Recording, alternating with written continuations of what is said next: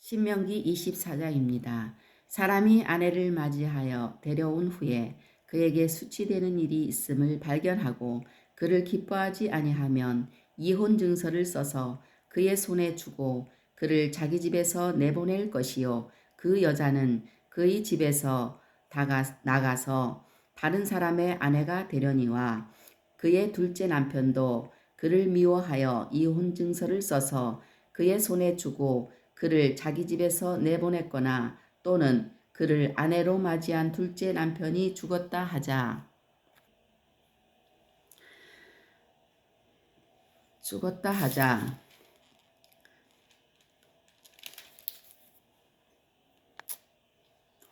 그 여자는 이미 몸을 더럽혔은즉 그를 내보낸 전 남편이 그를 다시 아내로 맞이하지 말지니 이 일은 여호와 앞에 가증한 것이라. 너는 내 하나님 여호와께서 네게 기업으로 주시는 땅을 범죄하게 하지 말지니라.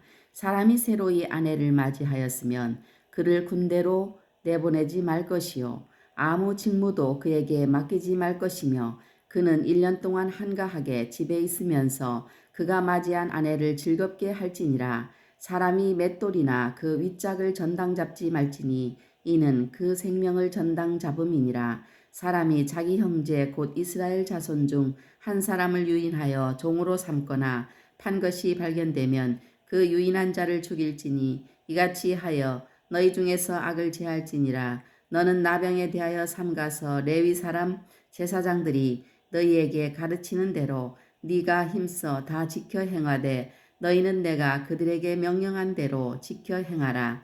너희는 애굽에서 나오는 길에서 내 하나님 여호와께서 미리암에게 행하신 일을 기억할지니라. 네 이웃에게 무엇을 구워줄 때에 너는 그의 집에 들어가서 전당물을 취하지 말고 너는 밖에 서 있고 네게 꾸는 자가 전당물을 밖으로 가지고 나와서 내게 줄 것이며 그가 가난한 자이면 너는 그가 전당물을 가지고 자지 말고 해질 때에 그 전당물을 반드시 그에게 돌려줄 것이라. 그리하면 그가 그 옷을 입고 자며 너를 위하여 축복하리니 그 일이 네 하나님 여호와 앞에서 내 공의로움이 되리라. 곤궁하고 빈한한 품꾼은 너희 형제든지 네 땅 성문 안에 우거하는 객이든지 그를 학대하지 말며 그 품삯을 당일에 주고 해진 후까지 미루지 말라. 이는 그가 가난함으로 그 품삯을 간절히 바람이라. 그가 너를 여호와께 호소하지 않게 하라. 그렇지 않으면 그것이 내게 죄가 될 것임이라. 아버지는 그 자식들로 말미암아 죽임을 당하지 않을 것이요 자식들은 그 아버지로 말미암아 죽임을 당하지 않을 것이니 각 사람은 자기 죄로 말미암아 죽임을 당할 것이니라. 너는 객이나 고아의 송사를 억울하게 하지 말며 과부의 옷을 전당 잡지 말라. 너는 애굽에서 종되었던 일과 네 하나님 여호와께서 너를 거기서 속량하신 것을 기억하라. 이러므로 내가 네게 이 일을 행하라 명령하노라. 네가 밭에서 곡식을 벨 때에 그 한 못을 밭에 잊어버렸거든 다시 가서 가져오지 말고 나그네와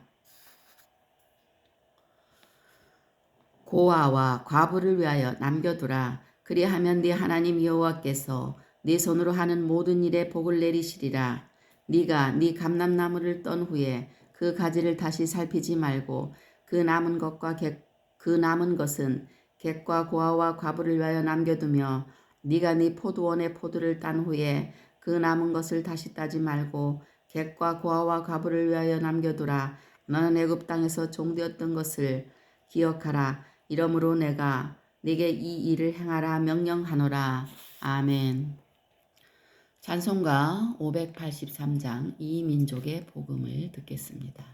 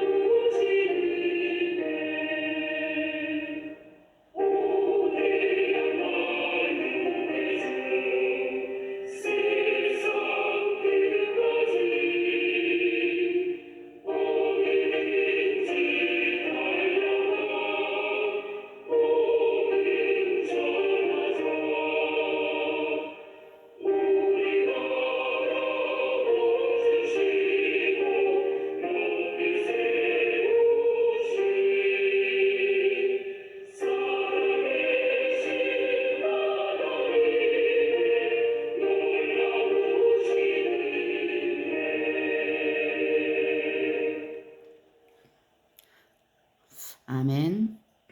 할렐루야. 오늘은 신명기 24장을 읽었습니다. 신명기 24장 8절로 9절 말씀에 보면 나병은 저주스러운 질병이었습니다. 나병은 나균에 의해 생기는 만성 전염병입니다. 나균이 피부, 말초신경계, 상기도의 점막을 침범하여 조직을 변형시킵니다. 피부에 침범하여 모양을 흉측하게 일그러지게 하고 조직이 뭉그러져서 떨어져 나가게 합니다. 말초신경계에 침범하여 마비시켜 손가락이 떨어져 나가도 아픈 감각이 없습니다. 치료가 극히 어려워 천형으로 여겨졌으며 이스라엘 진영 밖으로 내보내졌습니다. 광야에서 이스라엘 진영은 오늘날 하나님의 교회의 모형인 광야 교회이므로 진영 밖으로 쫓겨나는 것은 구원의 방주인 교회에서 쫓겨나가 구원의 대열에서 밀려나가는 저주를 의미합니다. 모세의 누이 미리암이나 엘리사의 사환 게하시, 우시야 왕의 경우 등 그들이 갑자기 나병에 걸린 것은 하나님의 심판을 의미합니다. 미리암은 선지자로서 동생 모세의 권위에 대항하다가 나병에 걸렸으며 게하시는 나아만 장군이 엘리사에게 주려던 선물을 엘리사가 받기를 거절하자 거짓말로 가로챘다가 걸렸으며 우시야 왕은 제사장만이 드릴 수 있는 제사를 교만하여 드리려다가 이를 말리는 제사장에게 화를 내다가 나병에 걸려 여생을 별궁에 지내는 신세가 되었습니다. 구약시대의 나병은 특히 하나님의 저주를 의미했습니다. 두 번째로 더욱 경계해야 할 것은 영혼의 나병입니다. 레위기 전반부가 하나님께 제사로 나아가는 방법을, 후반부가 하나님과 동행하는 방법을 잘 설명하고 있는데 레위기 후반의 나병에 관해서 자세히 나오는 것은 하나님과 동행하기 위해서는 정결해야 하므로 나병같이 자기 죄에 무감각해진 더러운 상태로는 불가능함을 보여주는 것입니다. 세 번째로 예수님은 모든 의사 중에 의사이십니다. 예수님은 공생애 중 나병 환자도 많이 고쳐주심으로 하나님이심을 보이셨습니다. 신명기 24장 14절로 15절 말씀을 보게 되면은 하나님의 백성을 학대하지 말라고 하십니다. 인간은 세상을 다스리는 데 필요하여 하나님께서 주신 자유의지를 자신의 능력으로 착각하여 교만하고 조금만 권세가 있어도 자기 세력권 하에 있는 자를 학대하는 경향이 있습니다. 하나님은 형제든지 객이든지 학대하지 말라고 경고하십니다. 학대하지 않을 뿐만 아니라 정당한 임금을 제때에 지불한다든지 기타 여러 방법으로 하나님의 자비하심을 따라가는 성도로서 마땅한 자비를 베풀어야 합니다. 또 하나님의 백성을 사랑하라고 하십니다. 특히 형제라고 일컫는 이스라엘 동족끼리든지 주를 믿는 형제를 더 사랑해야 합니다. 하나님께서 크신 사랑과 긍휼로서 영원히 멸망받을 수밖에 없는 인류 가운데서 창세전에 그 기쁘신 뜻대로 구원받을 성도들을 택하시고 그 구원의 도구 중에 하나로 이스라엘 민족을 택하셨기 때문에 하나님의 백성을 더 사랑하는 것은 이러한 하나님의 뜻을 더 존중하는 결과가 되어 간접적으로 하나님을 사랑하는 것이 되는 것입니다. 누구든지 하나님 아버지의 뜻대로 하면 예수님의 형제요 자매가 되고 예수님은 이런 자들과 형제 되심을 부끄러워하지 않습니다. 예수님께서 부끄러워하지 않는 사람을 내가 부끄러워한다는 것은 교만입니다. 또 하나님의 백성을 도와주라. 하나님이 그 택하신 백성을 도우사 긍휼히 여기시고 기억하시는데 이 세상의 재물을 가지고 형제의 궁핍함을 보고도 도와줄 마음을 닫으면 하나님을 사랑한다 하면서도 하나님의 사랑이 그 속에 없는 것입니다. 아멘. 찬송가 584장 우리나라 지켜주신 듣겠습니다.